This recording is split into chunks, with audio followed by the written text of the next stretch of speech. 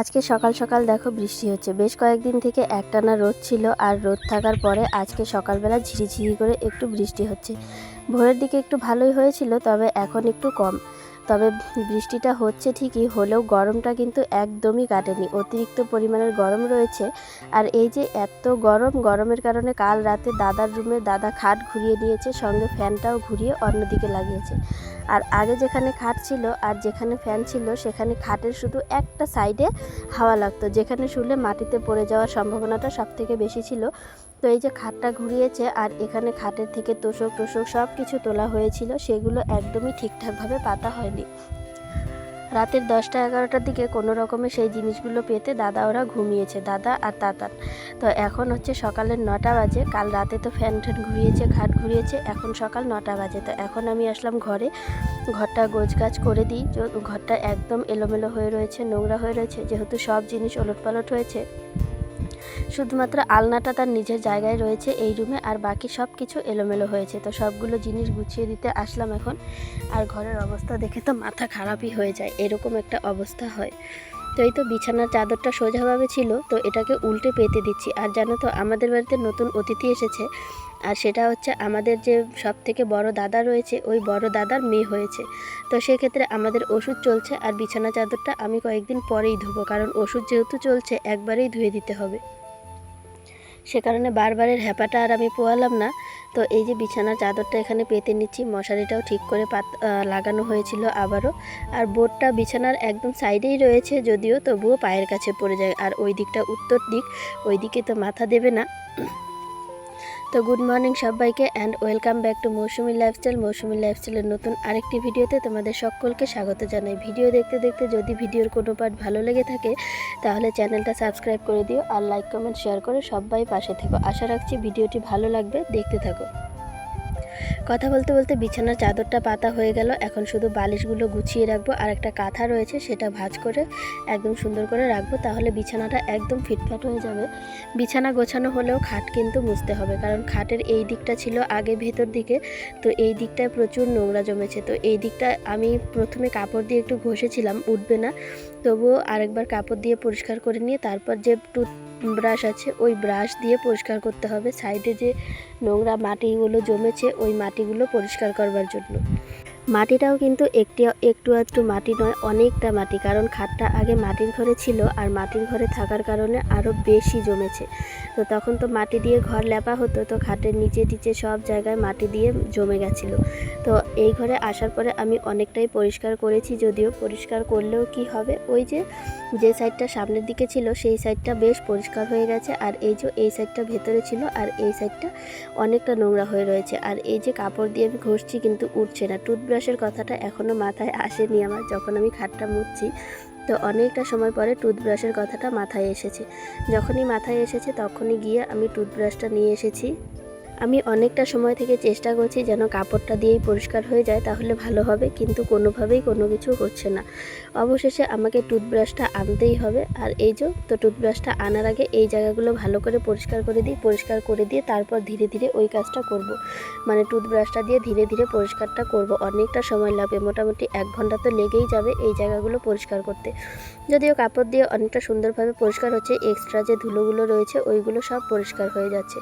এখন খাটটা দেখতেও একটু সুন্দর লাগছে, যদিও খাটটা আমার একদমই পছন্দ হয় না, কারণ এতটা উঁচু, তার মধ্যে এরকম একটা সিস্টেম খুব বিচ্ছিরি লাগে আমার কাছে।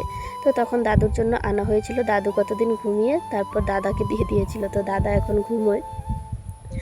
তো যাই হোক, খাট সব কিছু পরিষ্কার হচ্ছে, ঘর সাফ হচ্ছে, সাফ হয়ে আর টেবিলটা এদিকে সরাতে হবে, সেটা দাদা বাড়িতে না আসলে একদমই হবে না।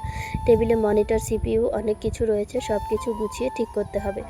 আর এখানে আমার রুমে ঝুড়িটা আমি একদম সিদ্ধান্ত নিলাম যে ঝুড়ির এই জায়গাটায় কাপড় ছিল, তো আমি ভাবলাম এখানে আর জামা কাপড় রাখবো না।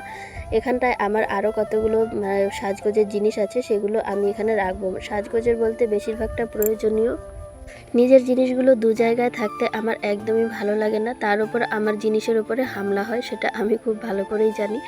সে কারণে যতটুকু প্রয়োজনীয় জিনিস মাদের রুমে ছিল ওখান থেকে আমি নিয়ে এসেছি, কারণ মায়েদের রুমে আমার কোনো জিনিস সেফটি নেই, সেটা আমি জানি। এর আগেও আমার সঙ্গে এরকম হয়েছে, সে কারণেই আমি নিজের জিনিস নিজের ঘরে নিয়ে আসলাম। সেটা ওপেনই থাক আর এভাবেই থাকতো, এখানেই ঠিক থাকবে একদম নিজের মতন করে, সবসময় দেখেও রাখতে পারবো নিজের জিনিস। আর আমার রুমের কেউ একটা অতটা আসেও না, সেটাই আমার দিকে একদিকে ভালো, মানে জিনিসটা কেউ আসবেও না অত একটা, কেউ ধরবেও না, একদম ঠিকঠাক জায়গায় থাকবে, গোছগাছও থাকবে। তো আয়নাটা কোথায় রাখবো বুঝতে পারছিলাম না, আয়নাটা আমি এখানে রেখে দিলাম, একদম সুন্দর হয়ে ফিট হয়ে গেছে। এখানে ব্রাশটা ছিল বলে ফিট হতে পারছিল না, এখন একদম ঠিকঠাক আছে, সবগুলো জিনিস একদম ঠিকঠাক। আর নিচের তাকে সবসময় প্রয়োজনীয় জিনিসগুলো ওপরের তাকে রয়েছে, যেগুলো সবসময় লাগে না সেই জিনিসগুলো, মানে কোনো অনুষ্ঠান ওকেশন ছাড়া ওইগুলো চলে না, তো ওগুলো ওখানে রাখা আছে। আর আলনা টালনা সব কিছুতে অনেক জামা কাপড় এলোমেলো আছে, এগুলো এখন ভাঁজ করার সময় নেই, এগুলো ভাঁজ করতে হবে পরে, অনেকটা সময় নিতে হবে, সেই সময়টা এখন আমার হাতে নেই। এখন আমাকে যেতে হবে রান্না বসাতে, কারণ মা বাড়িতে নেই, মা গেছে ব্যাংকে। আর আজকে হচ্ছে দিদিও আসবে বিকেলবেলা, তো গতকাল আমি ভিডিও দিতে পারিনি, সে কারণে আমি খুবই দুঃখিত। আর আজকে আমি ভিডিওটা দিচ্ছি, দিদি আসবে, মা গেছে ব্যাংকে। এখন এই জিনিসগুলো গোছগাছ করে যাব রান্নাঘরে, একটু রান্না বসাতে হবে, রান্না না করলে খাবো কি, সেটাই হচ্ছে কথা। এখন আলনা এই সব জিনিস গোছগাছ করার একদমই সময় নেই, শুধু মাঝখানের তাক থেকে যে জিনিসগুলো নামিয়েছিলাম ওইগুলো এখন তুলে রাখবো, তুলে রেখে তারপর যাব রান্নাঘরে। তাতে তো সময় লাগবেই, যথেষ্ট সময় লাগে। এই ঘর দূরের কাজ শেষ করতেই আমার এক বেলা চলে যায়, যদিও রান্নাবান্নাটা আমার কাজ নয়, মা করে রান্নাবান্নাটা, সেক্ষেত্রে রান্নাঘরের দিকে আমার একদমই যাওয়া হয় না। আর এই যে দেখো, যেমনি না স্নান করে রান্নাঘরে যাচ্ছিলাম একটু রান্নার কাজ করতে, সাপ সাপ বলে তাতানোরা চিৎকার করে উঠলো, তো দৌড়ে আসলাম সাপটা দেখতে। তো সাপটা আমাদের ঘরের সামনেই, আর দেখো সাপটা কিন্তু অনেকটা বড়, ওইখানে পাতার নিচে লুকিয়েছিল, ওদের ঘর সম্ভাবনাটা বেশি ছিল, সেই জন্য কিন্তু ওদের বাড়ির যে ভাস্তি ও একটা পাথর দিয়ে ঢিল ছুড়লো, আর তারপর সাপটা এমনভাবে বেরিয়ে এলো, মনে হলো যে বেরিয়ে এসে এক্ষুনি আমাদেরকে কামড়ে দেবে, এরকম একটা অবস্থা। তো এখানে অনেকক্ষণ খোঁজাখুঁজি হয়েছে, কিন্তু সাপ বাবাকে আর পাওয়া যায়নি, অনেক 1-1.5 ঘন্টা পর এখান থেকে বেরিয়েছে। সেজন্য আমি এখানে কালো ফিনাইলও দিয়ে গিয়েছিলাম, যে বাচ্চারা এখানে খেলাধুলো করছে যেন আর ওদের কোনো ইস্যু না হয়, ভয় টয় না পায় বা কোনো ক্ষতি করতে না পারে সাপটা, এরকম জন্য ফিনাইলও দিয়ে গেছিলাম। তবে অনেকটা সময় পেরিয়ে গেছে, সাপ এখানে বেরোয়নি, অনেকটা সময় অপেক্ষা করেছিলাম, যদি বের হয় তাহলে এদিক থেকে তাড়িয়ে দেবো, ওই দিকে সবাই মিলে। তো অনেকটা দেরি হয়ে গেছে, আমি স্নান করে এসেছি, স্নান করে এসে এখন এই যে রান্নাঘরে রান্না বসিয়ে দিলাম। এখন শুধু সিম্পল রান্না করব, মা যেহেতু বাড়িতে নেই আর ঘরে সেরকম সবজিও নেই, শুধু ডাল আলু ভাজি আর ভাত করছি। অন্যান্য তরকারি আমাদের তাতান খেতেও চায় না, শুধু ডাল আলু ভাজি ভাত হয়ে আর পাঁপড় হয়ে গেলেই ওর হয়ে যায়। তো আমি এরকমই নর্মাল একদম খাওয়া দাওয়া রেডি করছি, যেটা দিয়ে একদম খাওয়া দাওয়া হয়ে যাবে এখন নর্মালি। তো মাথাটাও ব্যথা করছে, ভালো লাগছে না, রান্নাটা আমি বসালাম, জানি না কতদূর করতে পারবো, ইচ্ছে তো একদমই করছে না রান্না করার। আর ব্যাকগ্রাউন্ডে পাখির কিচিরমিচির তো তোমরা শুনতেই পাচ্ছ, এটা যদিও কম, পাখির কিচিরমিচিরটা আরও বেশি পাখি থাকে, পাখিগুলোকে এখন দেখা যাচ্ছে না, মানে আমাদের বাড়িতে যে 20-25টা চড়ুই পাখি থাকে ওদেরকে কদিন থেকে দেখতে পাচ্ছি না, আছে কি নেই আমি ঠিকঠাক খেয়ালও করছি না। তো যাই হোক, রান্নাটা আমি নামিয়ে নিয়েছি, নামিয়ে নিয়ে এই ঘরে আসলাম ঘরটা একটু ঝাড়ু টাড়ু দিয়ে পরিষ্কার করে নিতে।